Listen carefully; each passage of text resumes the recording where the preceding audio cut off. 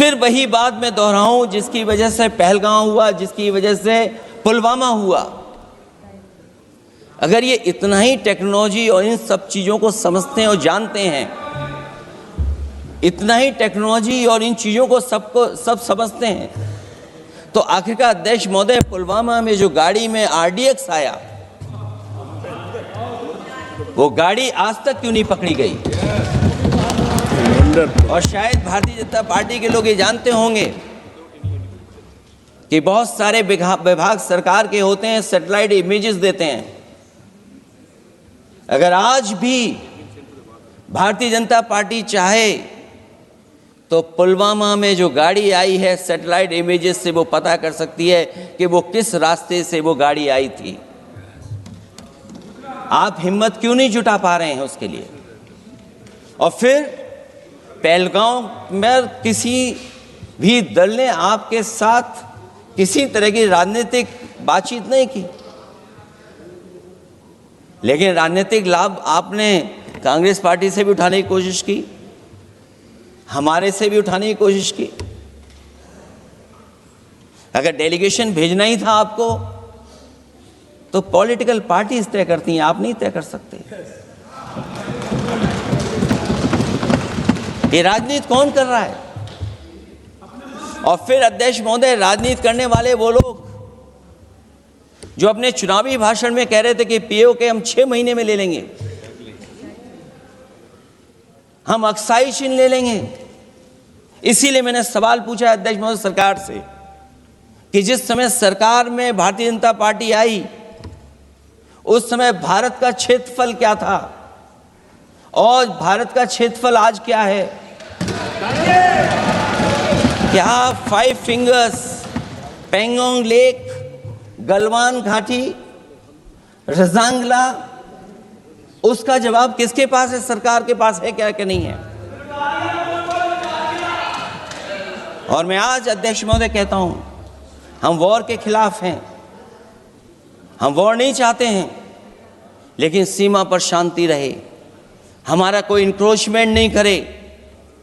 झगड़ा मैं आज भी कहता हूं, ये लड़ाई आपको, जो लड़ाई हुई है वो पाकिस्तान से आप नहीं लड़े हैं। अध्यक्ष महोदय, आप कितना भी छिपना चाहोगे, छिपाना चाहोगे, कोई भी स्वीकार नहीं करेगा। ये जो लड़ाई लड़ी गई है, ये आपको चीन से लड़नी पड़ी थी। और जो समय आप बताते हैं कि इस समय से इस समय तक हमारी एयरफोर्स और हमारे लोगों ने हमला किया, टेररिस्ट लोगों के तमाम सेंटर्स को ख़त्म किया है, तो हमारे मन में भी एक इच्छा आती है कि हमारे सबसे बेहतरीन एयरक्राफ्ट जो नींबू और मिर्च लगा करके जिनकी पूजा की गई थी, वो कितने उड़े थे? हम और सवाल नहीं पूछना चाहते हैं हम आपसे, मैं केवल इतना पूछना चाहता हूं कि जिन एयरक्राफ्टों को नींबू और मिर्च लगाकर के पूजा की गई थी, वो एयरक्राफ्ट कितने उड़े थे? हम सबको याद है, जो नई पीढ़ी के बच्चे हैं उनको पता नहीं है, हम सबको पता है।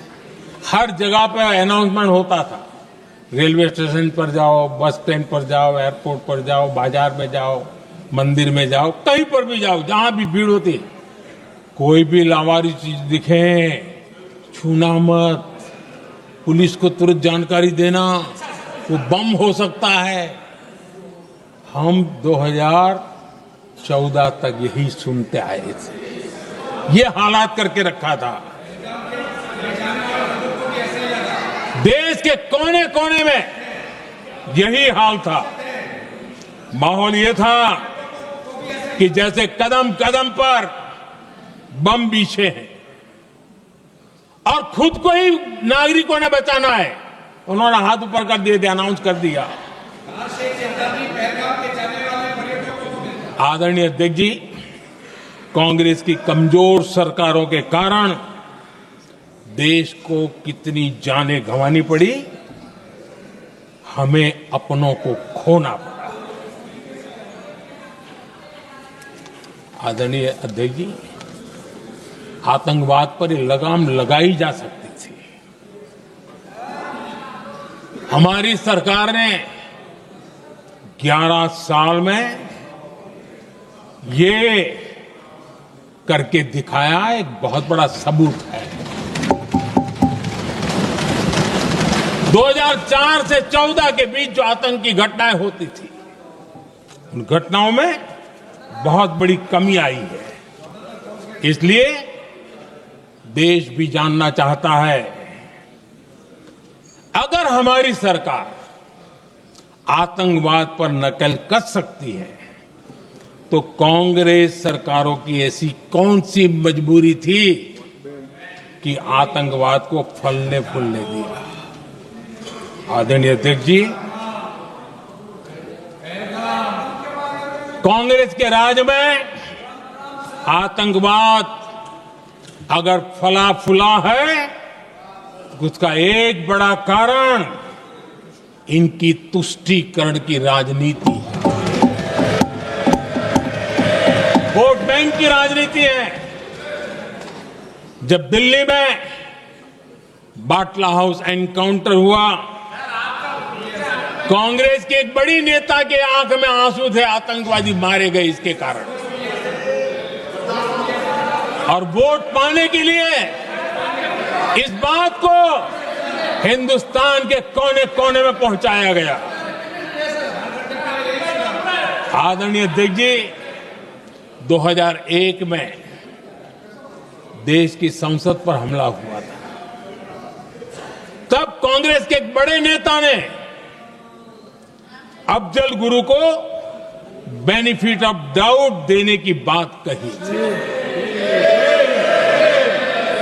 आदरणीय अध्यक्ष जी, मुंबई में 26/11 का इतना बड़ा आतंकी हमला हुआ, एक पाकिस्तानी आतंकी जिंदा पकड़ा गया।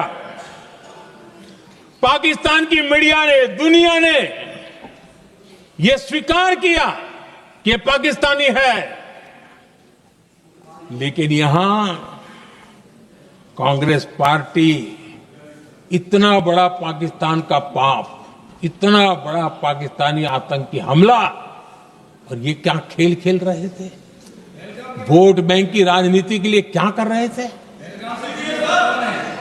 कांग्रेस पार्टी इसको भगवा आतंक सिद्ध करने में जुटी हुई है।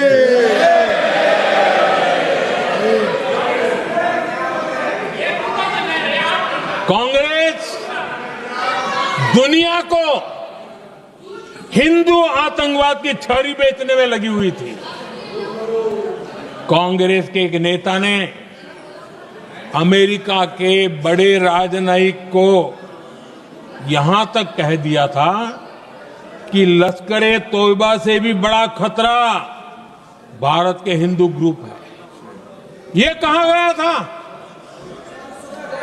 तुष्टीकरण के लिए कांग्रेस ने जम्मू कश्मीर में भारत का संविधान, बाबा साहब अंबेडकर का संविधान, उसे जम्मू कश्मीर में पैर नहीं रखने दिए, इन्होंने घुसने नहीं दिया, उसे बाहर रखा।